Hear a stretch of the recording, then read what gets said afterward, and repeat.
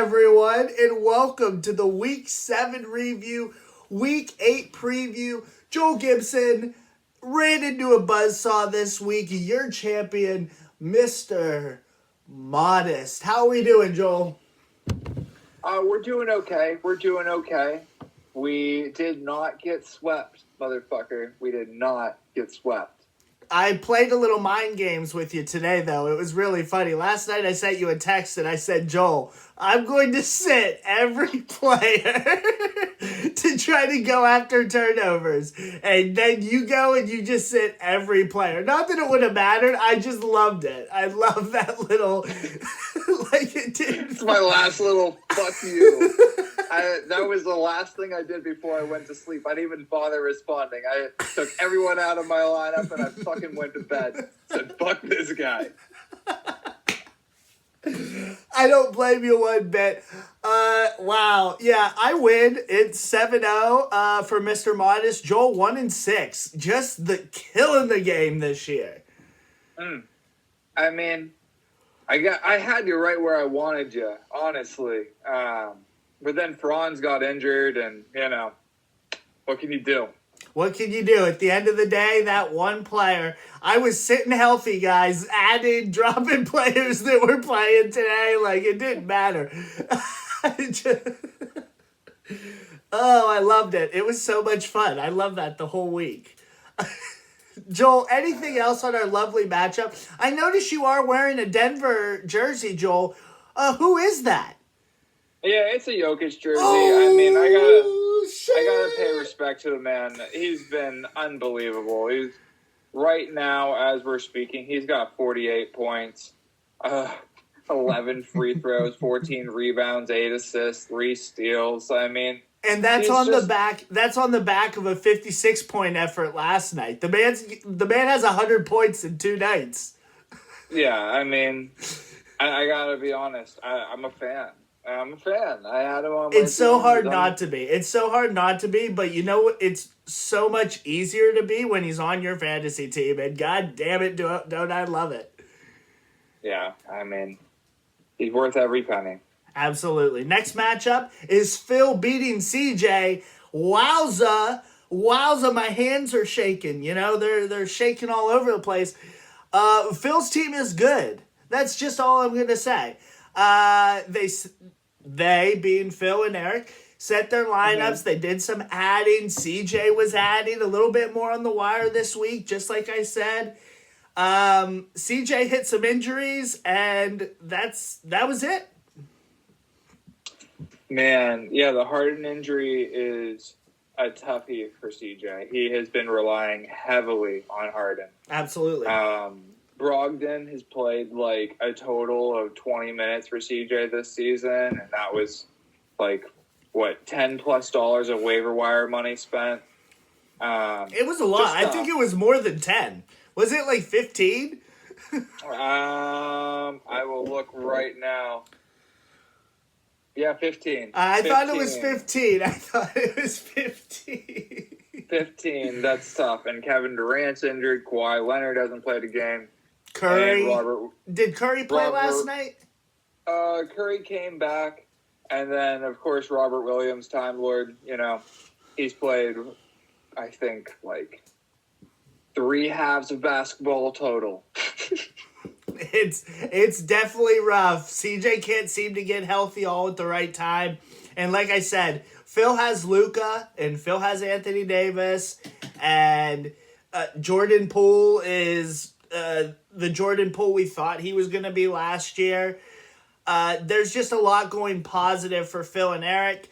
I think that they are a dangerous team, and they get their 3rd win. They're 3-4, and I'm telling you, they are easily a playoff team this year.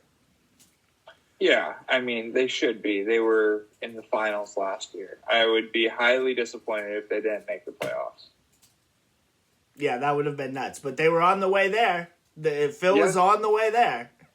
Is this CJ's 2nd loss of the season? Correct. He's 5-2. Yep. So he's been scorching hot. He has been scorching hot, but this one definitely brought him down a a little bit to earth there, and we like any time we're opening up just another game lead in that number one seed. We love it anytime. Just open it up, boys. Next matchup is Adam upsetting Doug. Joel, I don't know about you, but this was a message game from Doug. Adam gets the win here as Doug plays no one, and the plot thickens.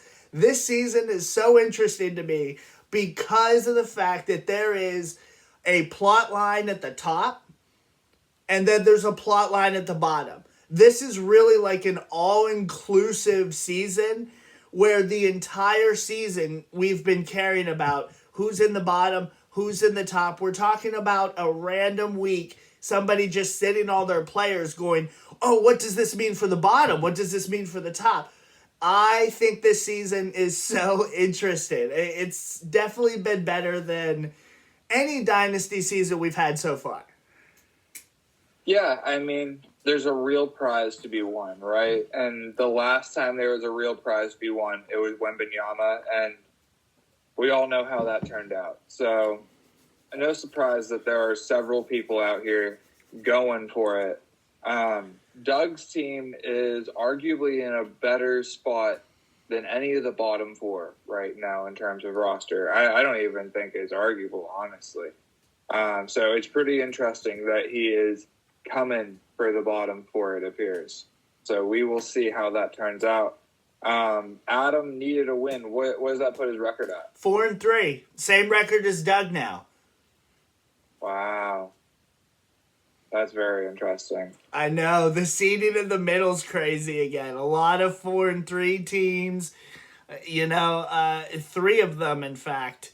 And like I said, it's just, oh man, I'm just getting excited. We're almost, today, this is week 7, so we've got 8 weeks left. Halfway through this week, we will be halfway through the season, Joel Gibson.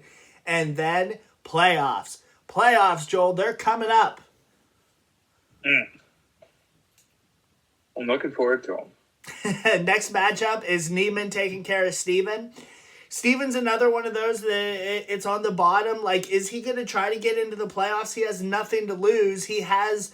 Cody has Steven's pick, as we all know, so the worse Steven does, the better Cody does. And I think there's a real opening for Steven. If he wants to get into the playoffs, he can do it. I think he can do it legitimately. Especially if you have a team like Doug tanking. Like, we have no idea what's going to happen here. But it's up to Steven on what he wants to do. But Neiman continues to roll. He continues to be a top 5, maybe top 4 team. He moves to 5-2. Steven moves to 2-5. Yeah, I mean, Steven's team, there's no reason for Steven to tank right now. He doesn't have his pick. He gave that to Cody. If I know anything about Steven, he doesn't really like tanking anyway. So my gut feeling is that he's going to be fighting all the way till the bitter end to get into the playoffs and then to fuck someone's day up. So, and he plays in the soft West division where there's wins to be had. Yeah, some people are sitting, guys. Good win for Neiman. All right, next one is Matt beating Jake. Jake moving to 2-5. Matt moving to 4-3. Matt's over 500. I think he started out 1-3. He's now 4-3. I think he's won 3 in a row. Man, if you told me that he was going to be winning 3 in a row, I would have thought that John Morant would have been a consistent monster this whole time. And it's not really been the case. He had that ejection. He did have that nasty dunk last night. But I feel like it's been on the back of, like, Cameron Johnson and Donovan Mitchell. Yeah, he was 1-3. He has won 3 in a row. I checked my records as I hold up my stack of papers I have over the last 4 or 5 every week. I have the records. It's so nice to just have those that I can always look it up if I want to know. It's nice. Matt's won 3 in a row. He's 4-3, and he's a top 6 team by record alone. And all of this with an awful Paul George season. Yeah. Absolutely. Now, keep in mind he still has Voos. So we'll see. We'll see where Voos goes. I'm still hoping for the demise because I have Smith. I'm hoping Voos gets traded. Something's got to happen. God damn it! Wait, you don't think Voos is gonna turn his career a totally new direction at age 34? Take it up a notch? No, I don't think so. I don't think so, and I don't think Chicago's that good to let him try. So come on, Smith. He's coming. Last matchup is Kyle versus Cody. Yeah, Kyle lost again. Surprise, surprise. Cody's team is very good. Surprise, surprise. I feel like Cody's been going through kind of the gauntlet of kind of easy matches in the West, so I'm sorry to Cody because there's not really a lot to say. It's just Cody shows up, Cody murdered him, we're moving on. Cody moves to 6-1, Kyle to 0-7. Joel, anything extremely exciting that you got from this matchup? So I have two major thoughts. One, Evan Mobley went down today. It looks like it's just an ankle sprain, but that's not great. And then two, man, whoever beat Cody in that one matchup, they must be fucking fearsome. They must be fearsome, absolutely, because it wasn't me. I don't play Cody this year. I have no idea who beat him. What? I mean, they might be the only person who beats him all season. Who knows? We're going to have to wait and find out. That'll make some interesting playoffs. Upset of the year, baby. It might be the upset of the year, which is I'm wild. For it. It's so crazy because if you think about it, Cody had an equal opportunity this season to maybe go undefeated, right? And could you imagine if he just gave it up the third week or whatever it was? No, it was the first week, right? The very first It was the first week, and can you imagine if it is his only loss? That's the upset of the year. It doesn't matter he didn't send his line. I know, exactly. That's why I'm making the case now. The other thing is, it possibly could be my only win of the year. So, the plot thickens. The plot is definitely thick on Cody's undefeated season. Good God. There's a deep conspiracy here. All right, well, getting into week 8. First, I have to apologize to everyone. Fantrax this year did not let me combine weeks 8 and 9 into one scoring period.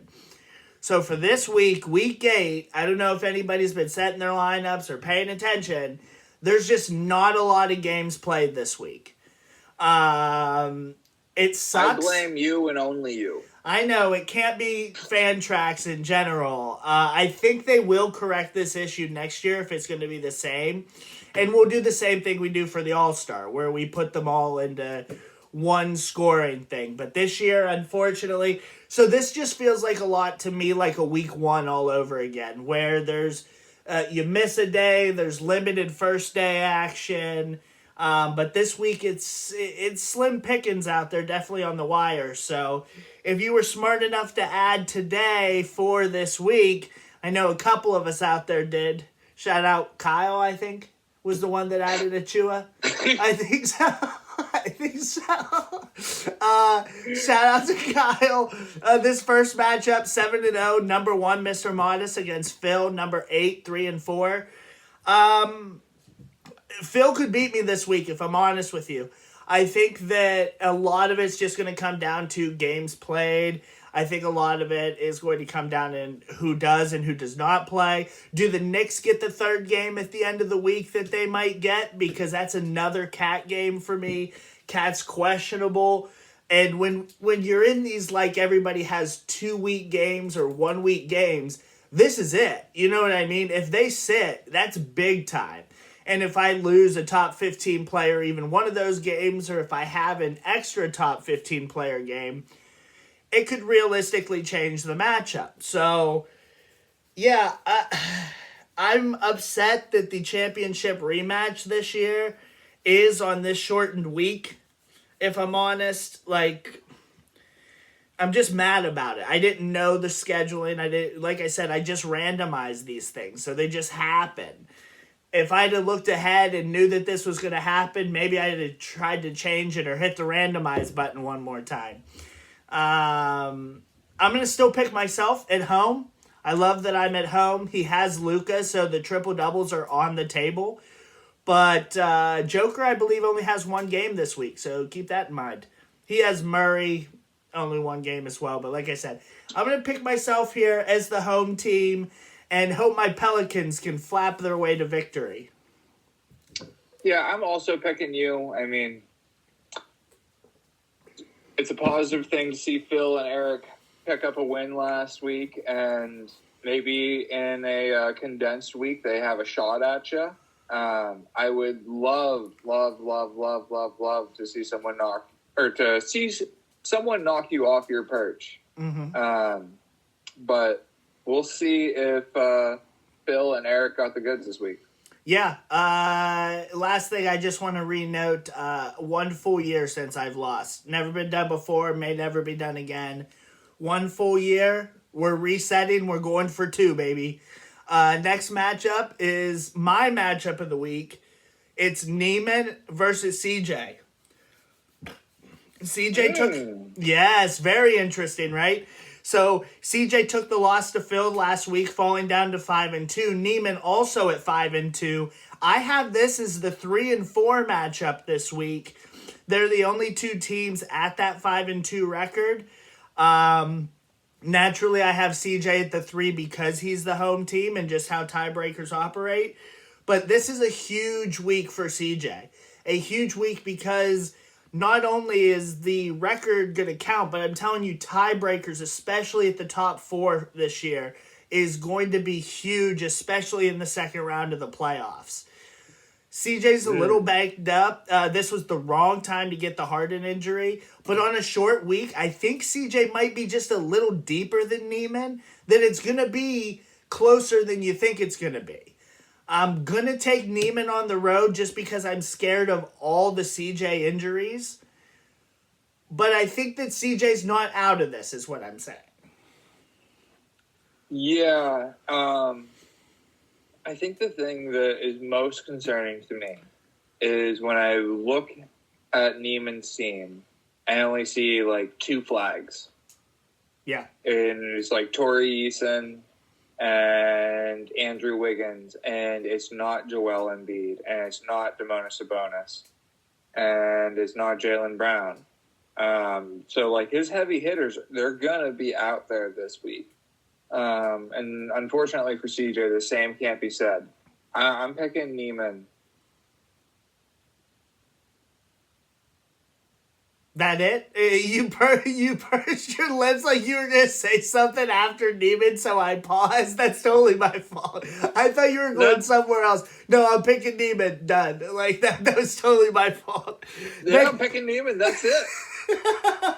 I just sat there and like if they're rewatching the video, my eyes literally looked over at the computer screen like at you because I thought you were gonna say something else. Comical to watch back for sure. But anyway, which I also can't see you anyway. So. It doesn't help. That doesn't help whatsoever. Next matchup, I put Doug versus Kyle at the number 3 matchup this week. Doug, 7. He is 4-3 against Kyle at home. Joel Gibson, what happens if you sit all your players and there's a tie at the end of the week? The home team wins. The home team wins. Are we going to have Kyle's first home team victory? Can Doug stomach it? That's what I said to Cody when he was doing it. You know, it's just like, can you sit there and stomach losing to Kyle? I said that to you about Matt. I said that to you about me. Can you sit there and stomach it? Does he have the stomach for it? I'm going to pick Kyle here. I think Doug does have the stomach. Let's go. Yeah, really what it comes down to is who wants to lose this the most. And I mean, if Doug wants to lose it more than Kyle, he's got the advantage in that weird fucked up way. I can't believe it. I just can't. 0-7, Kyle. You know, normally you'd just be like, oh, bye week. This is crazy town. This is absolutely crazy town. Man, yeah, I don't remember a season like this. Not even the Wemby season was like this. I know. This is awesome. I love this so much. Like, every year there's something that continues to keep me more interested than I was last year. And this is it this year. I love it. People are just tanking. Like, there's 12 teams in this league, and half of them are tanking. It's insane. Dude, imagine if...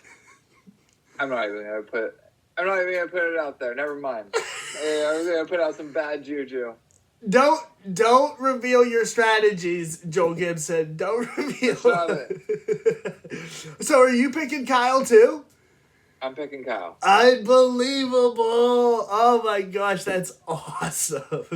Next matchup is Matt versus Steven. Man, I think Matt puts it 4 in a row here. And then what are we talking about? Matt started 1-3. And he's going to end up being 5-3 if he can beat Steven this week. And I think it's very doable for Matt. On the road, but this has to be a game if Steven is going for the playoffs. I think Steven has to win this matchup. Yeah.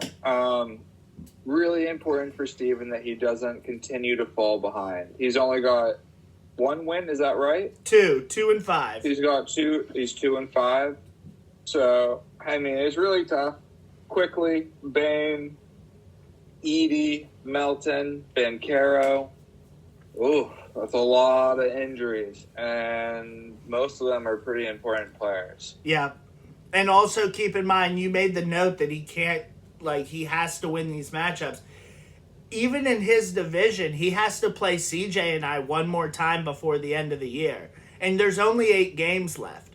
So assuming that CJ and I's game is off the table, right? Then you've got this game and 5 other games. And some of those include those like Cody and Neiman and Adam. I think he played Adam already, but no, he played Neiman last week. I knew he played one of them, but like Adam, things like that. So his options are getting very small here. I think he has to have this win, and I think he has to be on the wire this week. I really do. If I'm giving my honest opinion, he needs this win badly. Yeah, I couldn't agree more with you. Steven needs it. If Matt wins this, it's really good for him. It's like, I don't know, the Brooklyn Nets having a really weak schedule for a while and they just get some easy wins, but that team isn't going to be very good in the playoffs. That's Matt. That started out as like a compliment, then you trashed him at the end. That was crazy. No, I have Matt. Nailed it. I have Matt at 6 and I have Steven at 9, just on the edge. And if he moves to 5 wins, Neiman, CJ, Cody, myself, and Matt will be the only teams in the league with 5 wins, assuming that Doug loses to Kyle. And you're blowing it with Adam. I think that's safe to assume. Spoiler alert for our last matchup. All right, next matchup is Cody, 6-1, number 2 team versus Doug, versus Jake, number 10, 2-5. Cody shows up, he crushes again. This has been an unbelievable run of Cody just showing up, crushing it, and we're moving on. Mobley doesn't matter. None of it matters. Jake's just not deep enough. Ingram's out indefinitely. Zion. And we could go on and on, but it doesn't matter. Cody wins this matchup. Is there any chance that Cody tries to get Jake to win because Kyle has his pick? He's trying to fuck it up for Kyle? I don't know. Is there any chance that Cody just wants to start throwing wrenches into every bottom team and loses? Winds up directly the 5 seed in the middle and still makes a run at it? I just want Cody to hate Kyle as much as he hates me, or love. I don't know. I'm confused by it. All right. I assume we're both taking Cody. I'm taking Cody. Last matchup is Joel Gibson, number 11, team 1-6. Yikes. Even when I tanked, I had more than one win, Joel Gibson. I almost made it in the playoffs my tanking season. I don't know if you remember that. I was one game away from the playoffs. So keep that in mind. You'll never be a tanker like for me. Last. Number 5, team Adam, who is 4-3, going for his 5th win. Adam's the home team, and I assume Joel might play like one player this week, so I'm picking Adam.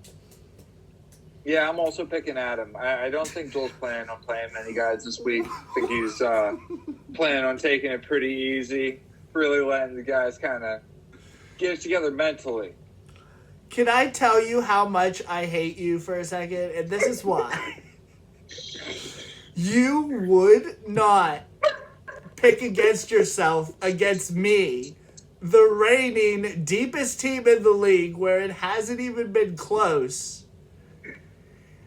And then you take Adam, and you're just like, nah, I'm picking Adam, all good. Well, yeah.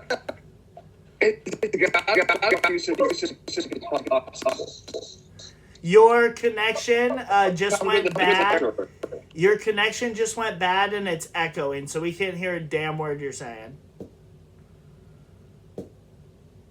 Uh-oh. We might have lost Joel. So, with that in mind, I'm going to wrap it up, everybody.